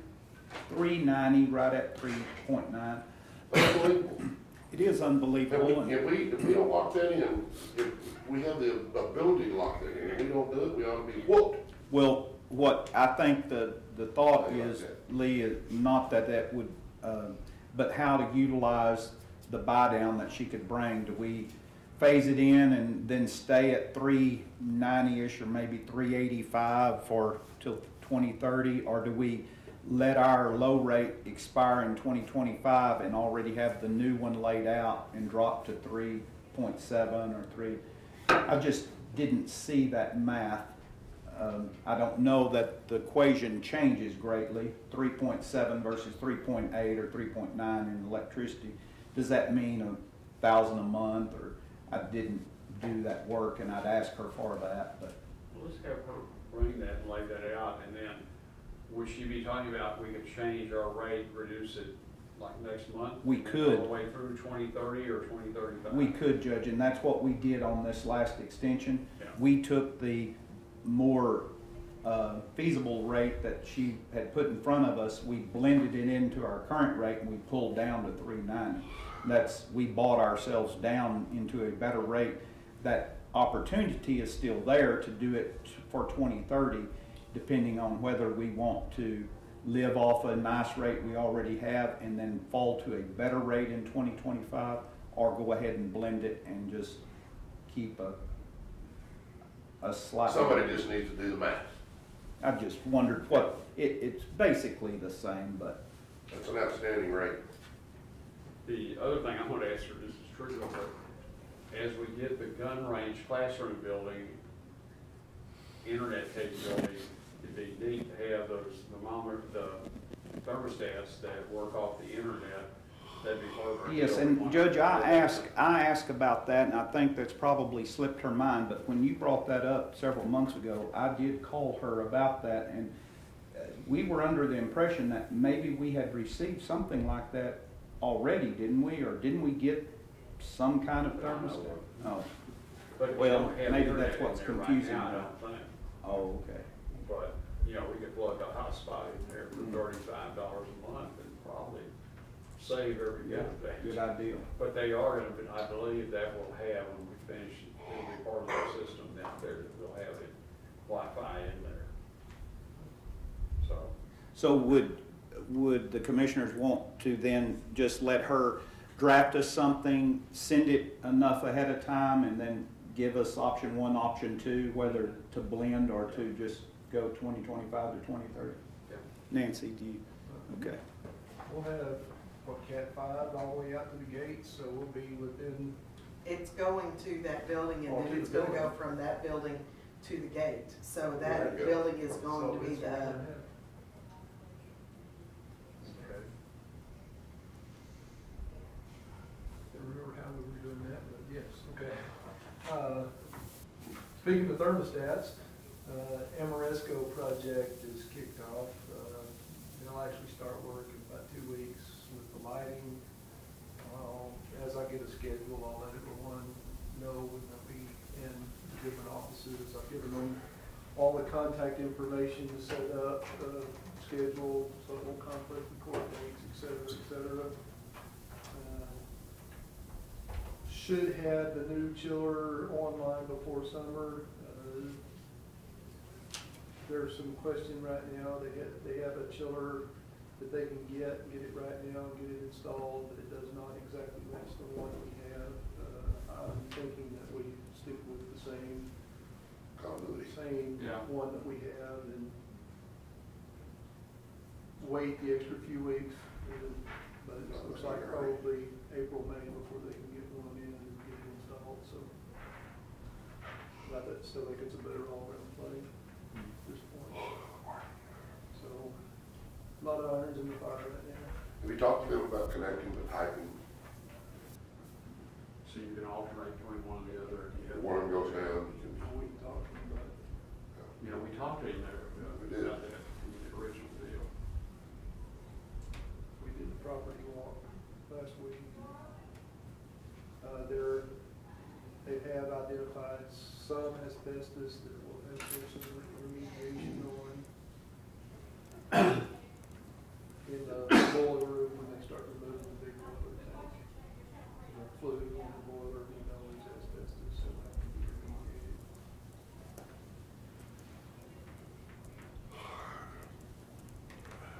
Mr. Harvey, we are at this meeting 10 o'clock on Tuesday, to go over the city county radio equipment agreement. If you want to make that be here. And what is that? Tuesday, tomorrow, 10 o'clock.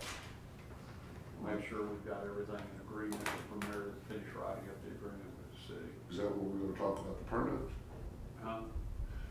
Is that when we're gonna negotiate on the permits? No, city county radio equipment. Radio equipment. Commissioner Mason and I will meet with the city manager to discuss it. Yeah, I don't need to be at the city county radio deal, controversy or something, questions on that? No. Well, we already voted on it, had it lined out. What are we doing? This is the details. Oh, getting in the weeds? Getting in the weeds. 2 o'clock tomorrow? Yes, sir. If you can make that great, you can, that's okay too. You got anything to share with us? Just Tim Tebow Night to Shine this Friday, 6 o'clock, 450 prom attendance. I'm really excited about it. So it's going to be a lot of A lot of blessings are gonna be handed out that night. Yep. It'll be cool stuff. That's what we're, At it used to be Straight Street over here. One Life Community. Yeah, One Life Community Church. right, Yeah, where the chain link is, where the, basketball court deal is. yeah. I believe that's gonna be a big tent that's gonna have central eating area in it.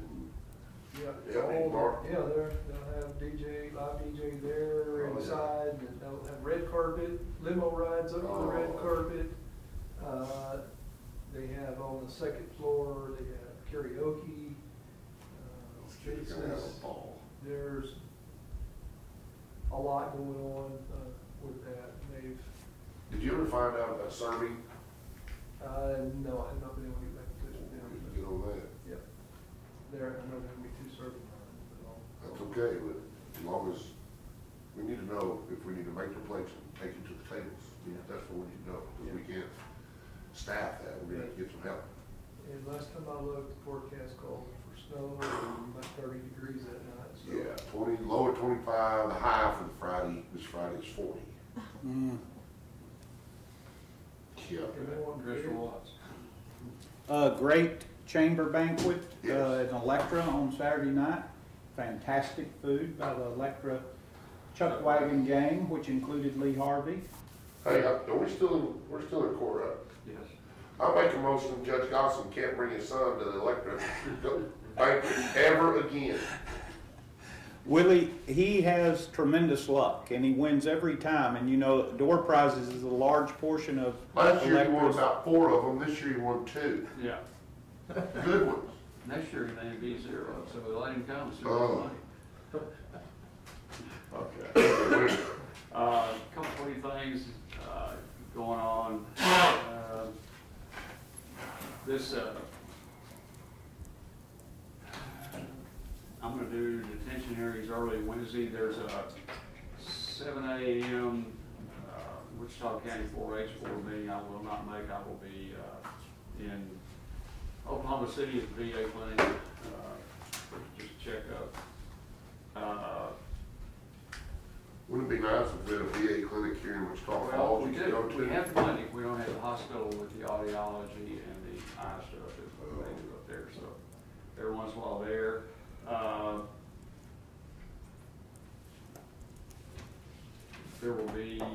I will be on Friday, at the North Texas County Judges Association meeting. We've got elected new chief elected official, and that will probably be me because of some issues we're dealing with Texas Workforce Commission. And then I will be out of town for a weekend, Commissioner. I won't be there Friday night. Woodrow, I sent you that a long time ago. If you don't check with me ahead of time, you're gonna have these things. if you're taking off to go to the lake, I'm gonna bid you over with me. Are you going to the lake? Yes. You can not go to the lake one day and go feed those kids and go to the lake tomorrow, the next day. You call my boss and ask for that. That settled that. All right, anything else? Hey, it is 12 p.m. and we're adjourned. We are adjourned.